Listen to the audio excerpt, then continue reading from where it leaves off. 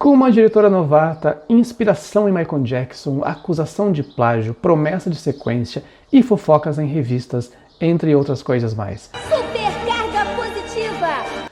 O filme Super Xuxa contra Baixo Astral é um clássico do nosso cinema e vamos relembrar alguns detalhes bem interessantes desse filme aqui no LATV. Muito bom estar com você!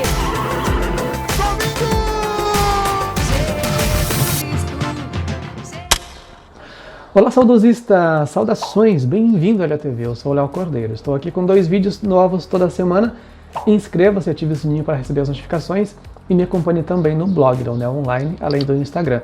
E além disso, você pode ser membro do canal. Então vai receber um vídeo extra e todos os que são abertos aqui você recebe com antecedência. Os inscritos lá recebem com antecedência. Os links para as minhas redes sociais e para o clube de membros estão na caixa de descrição aqui embaixo. Clicando, você vai direto para lá. O filme Super Xuxa contra Baixo Astral é uma produção da Dream Vision. Chegou nos cinemas no dia 30 de junho de 1988, com 93 cópias distribuídas para cerca de 90 cinemas pelas empresas Luiz Severiano Ribeiro e Columbia Pictures, sendo um dos maiores circuitos do país. Conseguiu aproximadamente 3 milhões de espectadores e foi o terceiro filme mais visto de 1988. A ideia do mesmo saiu da cabecinha da então recém-formada cineasta Ana Penido. Gente, olha ali quem tá entrando, o Olha arco-íris! O arco-íris de energia. Hoje é a estreia, né? É a grande estreia do Super Xuxa contra Baixo Astral. Ela é brasileira, mas a mãe é estadunidense e estudou cinema em Los Angeles, onde se destacou no curso com um curta-metragem com temática infantil que chegou a chamar a atenção da equipe de Steven Spielberg. Só que na época eles não tinham nenhum serviço específico para me contratar. Eles falaram, você quando vai mostrando pra gente tudo que você tá fazendo. Eu falei, tá bom. Quem sugeriu fazer o filme para a Xuxa foi o seu pai, porque ela nem sabia quem era a Xuxa. E então, quando voltou ao Brasil, passou a acompanhar o show da Xuxa para ter uma ideia de por onde ir. E ao perceber que a apresentadora era super autêntica e positiva, teve a ideia central do filme. Ela disse que as crises pelas quais o país passa, né, naquela época era muito pior, gera uma energia negativa. Mas ela estava com um pé dentro do budismo, né, já acreditava numa força interior que sobrepõe a qualquer outra, e além disso também era amante da natureza, ou seja, tinha os elementos que coincidiam, né, com a heroína do seu longa. Então a Xuxa foi criada, o papel dela, né, para interpretar ela mesma. Aliás, nessa época ela já era praticamente uma divindade. Né? No filme convoca as crianças para colorirem muros pichados na cidade. Enquanto isso, o Baixo Astral, um ser demoníaco, mal-humorado, que vive nos esgotos, decide se vingar sequestrando o seu cachorro Xuxo. Ela então sai em busca de sua mascote e vai parar em uma dimensão paralela chamada Alto Astral, onde recebe superpoderes para vencer o vilão. O figurino de Xuxa, além de algumas situações criadas pela diretora, foi inspirado no curta Captain EO, de Michael Jackson, que era exibido nos parques da Disney. Quem ficou inspirada pelo Michael Jackson foi a Xuxa, que inclusive o figurino ela quis que fosse inspirado no Michael Jackson, né? Mas as críticas mais fortes vieram pelas inevitáveis comparações com o filme Labirinto, de Jim Henson, lançado 2 anos antes. O filme que inspirou a gente talvez tenha sido o Labirinto. Era um filme assim de fantasia. Na verdade, eu me baseei muito no livro da Alice nos Países das Maravilhas, né? Eu sempre achei muito interessante esse livro. Então, foi mais ou menos seguindo por aí. No entanto, essas não foram as únicas fontes de inspiração, pois outros filmes do gênero faziam muito sucesso na época, como A História Sem Fim e O Cristal Encantado.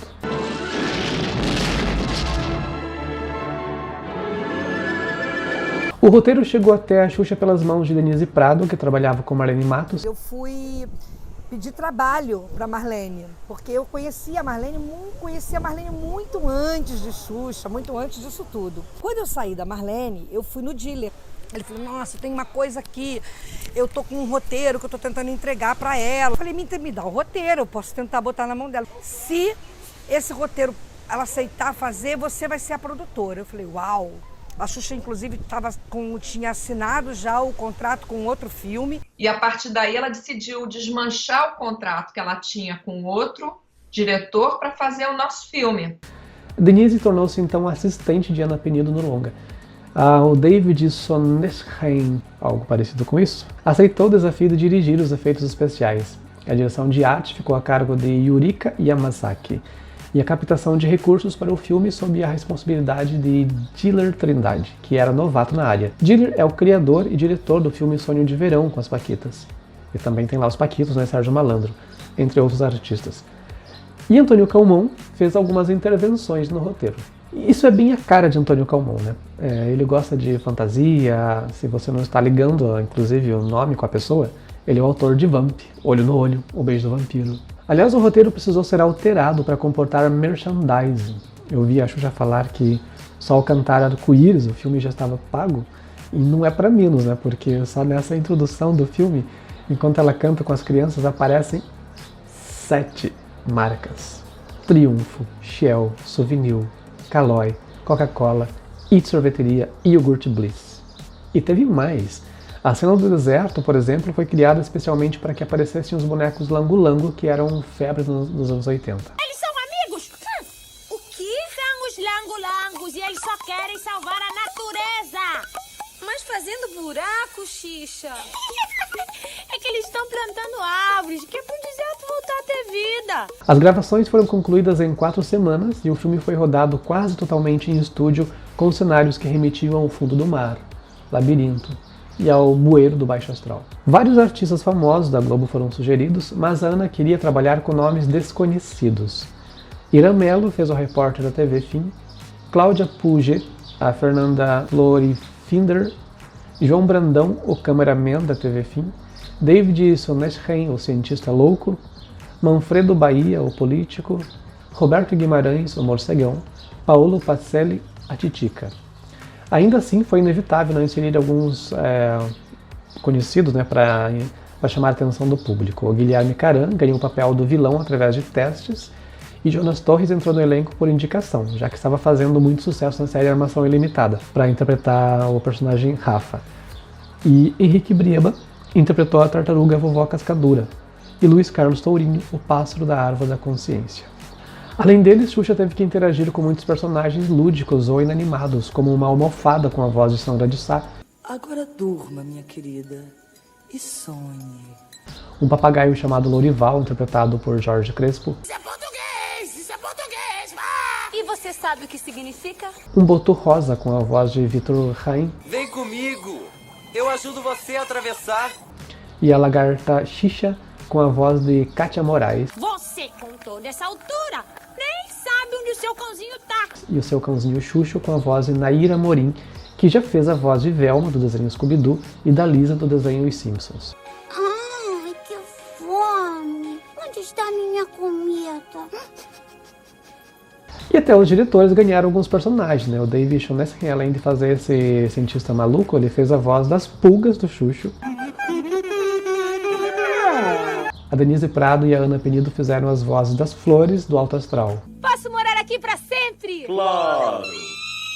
O astral é um território aberto. A trilha sonora só chegou nas lojas 6 meses depois do seu lançamento, no começo de 1989, pela Som Livre, ao mesmo tempo em que o VHS do filme foi lançado. O álbum contém 11 faixas. A primeira é Arco-Íris, interpretada por Xuxa.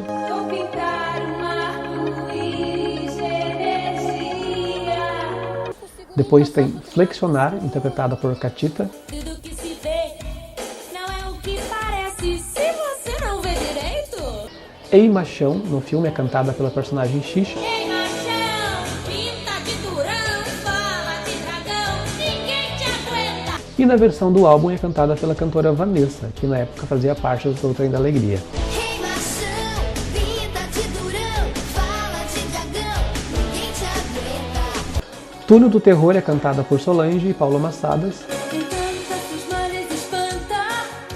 Quem canta seus males espanta. Sonho, por Sandra de Sá. Quando o sonho chega na gente. Voar, Voar, por Trem da Alegria. Não queremos ficar presos na gaiola, não. Apartamento, automóvel e televisão. Alto Astral, por Xuxa. Alto astral, a vida é dela. Alto astral, numa aquarela. Burocracia, por Tatiana. Não adianta tentar me enrolar.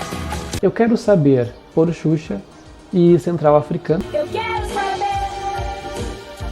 do começo do mundo. E Somos um Só, por Patrícia e Luciano. Somos um só, irmão e irmã. E Voar, Voar é instrumental, de Mara Jess. Todas as músicas foram assinadas por Ana Penido e Michael Sullivan e Paulo Massadas, que já eram os produtores, né, dos discos da Xuxa, além de Paulo Guerra nas músicas Sonho e Somos um Só.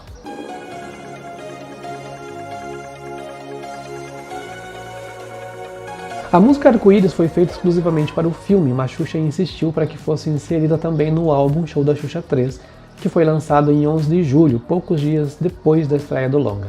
Para os cenários, a produção conseguiu um cristal emprestado de um colecionador. O Xuxo deveria ser um cachorro de verdade, mas na troca o boneco foi criação da Xuxa, ela deu todos os detalhes de como queria, né? A confecção ficou por conta do grupo Sem Modos, que confeccionou também a lagarta Xixa em latex. Então, a Xixa foi inspirada bastante, é claro, na lagartinha do filme Labirinto.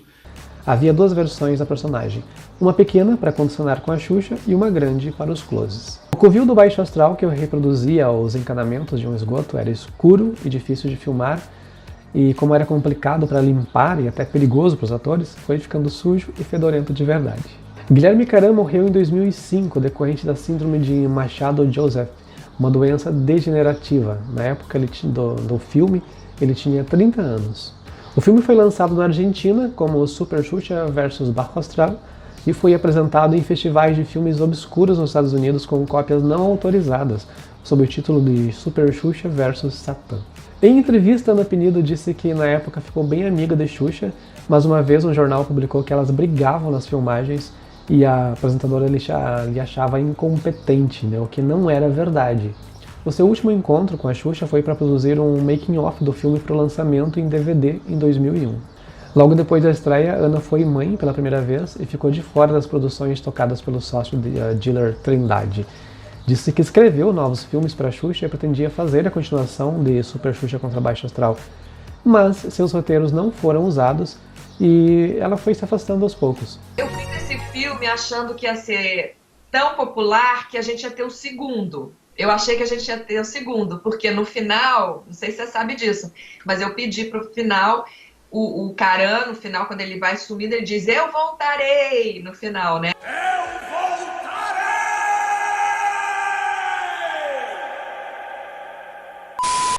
Bem, meus queridos, da minha parte é isso, eu fico por aqui. Nos vemos no próximo vídeo, até lá, um grande beijo, tchau!